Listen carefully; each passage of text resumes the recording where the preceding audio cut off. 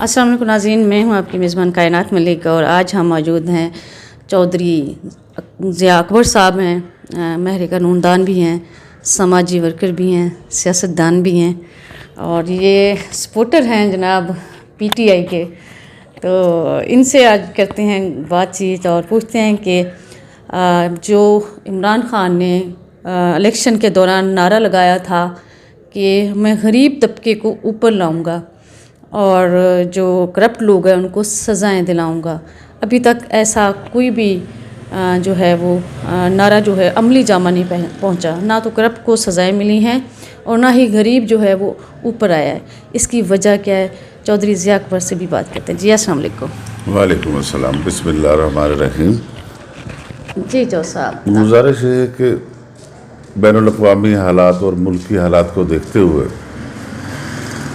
جیسے دنیا کے ممالک ترقی کر رہے ہیں، چین جاپان کہاں پہنچ گئے، اور تو اور بنگلہ دیش کو آپ دیکھیں کتنا آگے چلا گیا، ان کے بینک نے آسکر ایوارڈ لے لیا۔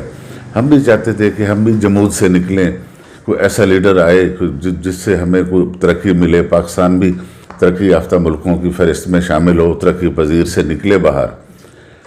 تو پی ٹی آئی سے عوام نے بڑی امیدیں جوڑ کے رکھی۔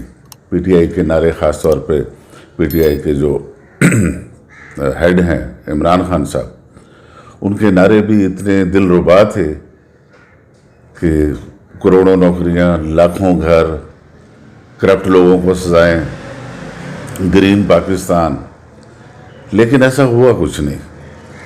اب سزائیں کسی کو دیں نہ دیں یہ عدالتوں کا معاملہ ہے۔ ہم دیکھتے ہیں اس بات کو کہ عوام کی حالت پہ کیا اثر پڑا پی ٹی آئی کے آنے سے۔ عوام کی حالت یہ ہے کہ تقریباً مہنگائی 100 سے 400 اور ادویہ 600 گنا تک بڑھ گئی ہیں۔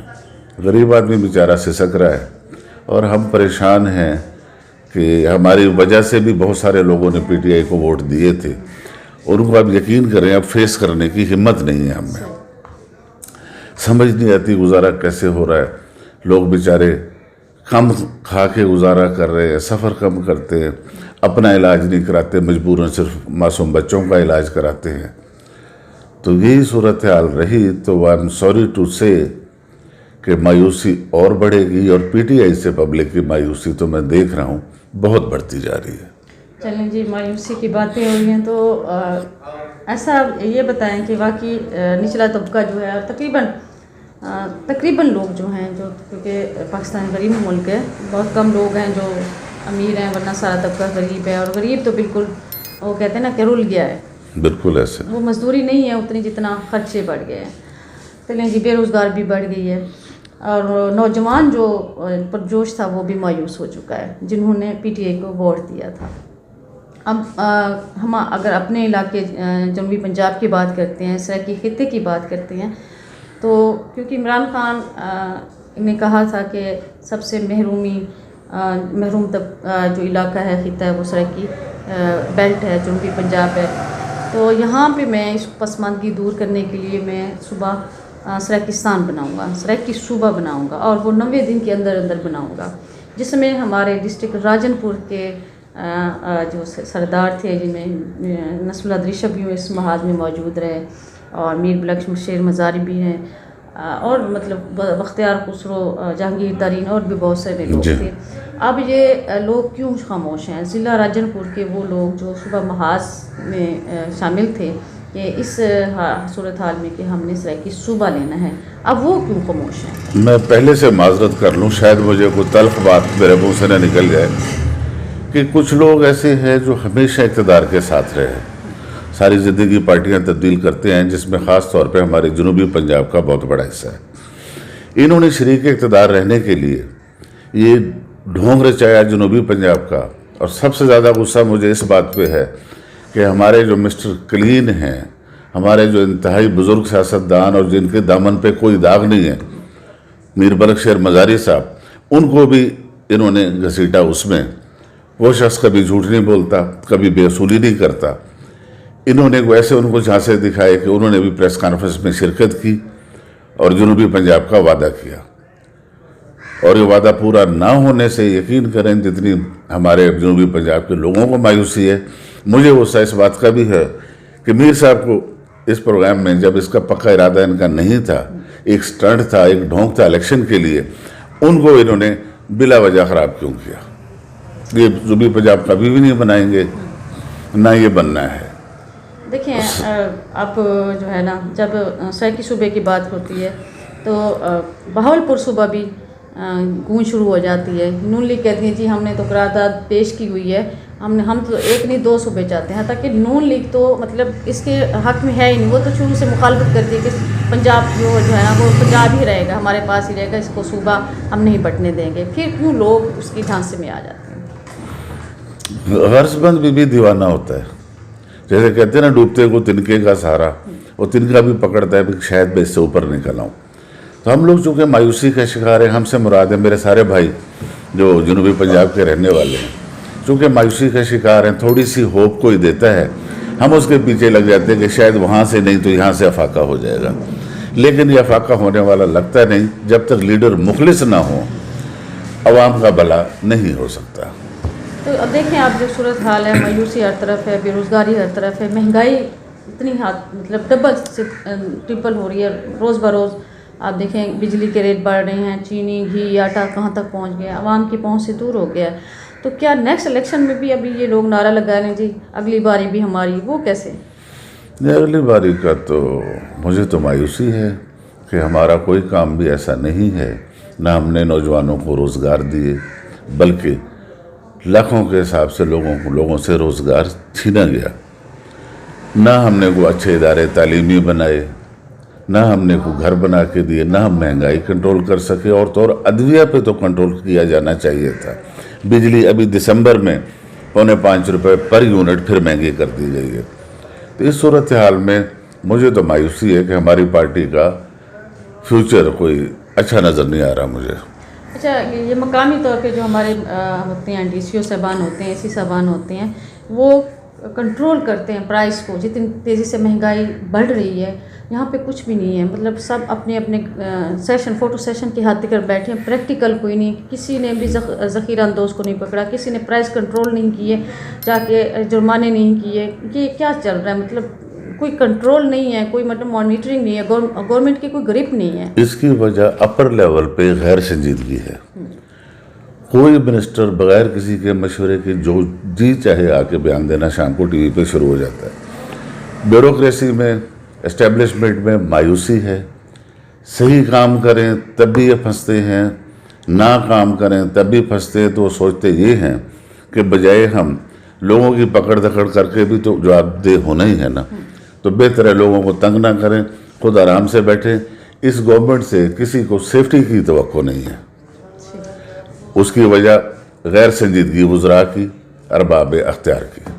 अच्छा, जो PTI पहले थी इलेक्शन से पहले थी, अब वो PTI है या चंद टोला है PTI के जो इमरान खान को ने हाईजैक किया हुआ है? एग्जैक्टली PTI हाईजैक हो गई है। जो इसका वर्कर था, छोटे लेवल का, दरमियाने लेवल का, वो कहीं पाया नहीं जाता।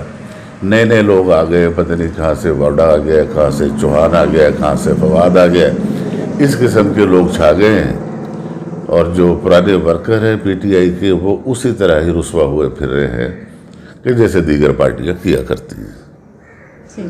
ये है सूरत। तो नेक्स्ट इसका आप फ्यूचर नहीं देख रहे हैं? जी, मैं नहीं देख रहा। अगर हम कोई बेहतरी नहीं ला सकते, ख़ास तौर पे महंगाई पे कंट्रोल नहीं कर सकते, बिजली, पेट्रोल, गैस, अशियाए खुर्दोनोश्त, अदविया, कोई एक शोबा तो ऐसा हो जिसको हमने कंट्रोल किया हो, कुछ भी नहीं किया हमने।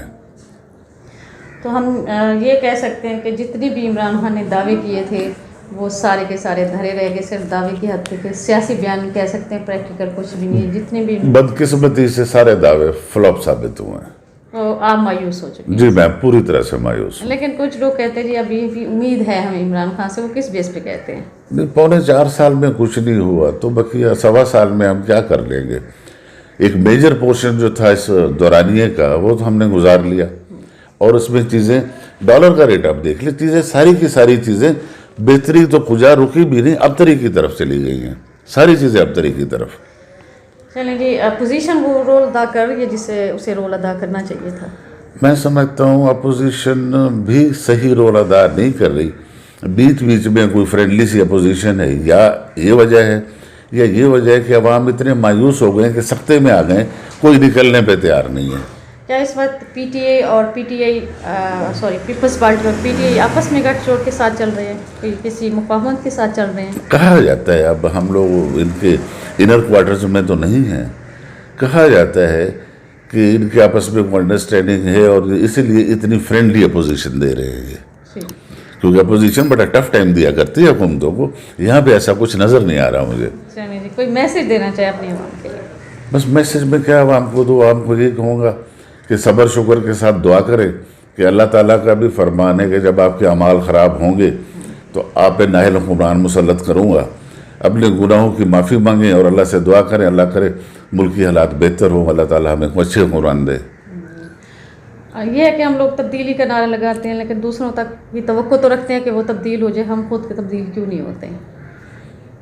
देखिए, it is a top to down policy. तब्दीली एक अदना आदमी नहीं ला सकता, ये टॉप टू डाउन पॉलिसी होती है। हेड्स जो होते हैं ना वो एक रास्ता देते हैं, बाकी सबसे अमल या शौकिया करते हैं या उन पर अमल करवा लिया जाता है। तो यहाँ पे जैसे कहते हैं ना कि फाड़ने वालों का मुकाबला रफू करने वाला तो नहीं कर सकता।